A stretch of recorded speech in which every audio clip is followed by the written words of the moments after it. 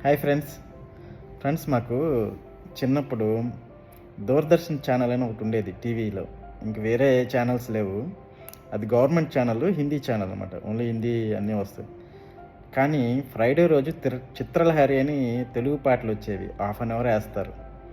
So మేము ఫాస్ట్గా ఆ పాటల కోసం త్వరగా హోంవర్క్లు అవి చేసేసి ఆ పాటల కోసం కాసు కూర్చుండే వాళ్ళం. అప్పుడు ఊర్లో ఒక్కటే టీవీ ఉండేది. ఊరందరం కలిపి ఆ అరుగు పైన వచ్చి కూర్చొని వాళ్ళం ఆ పాటలు చూడడానికి. సాటర్డే రోజు హిందీ సినిమా వచ్చేది. హిందీ ఏం అర్థం అవ్వకపోయినా కానీ హిందీ కూడా ఆ సినిమా మొత్తం చూసేసేవాళ్ళం.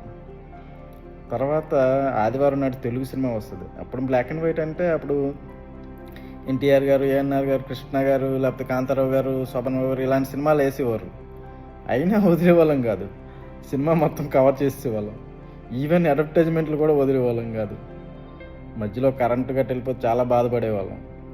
సో అది చాలా అందరం కలిసి కూర్చొని, అంటే ఏదో థియేటర్ లాగా అక్కడ ఊర్లో అరుగు పైన బయట కొంతమంది కూర్చొని అలా చూసేవాళ్ళం అన్నమాట.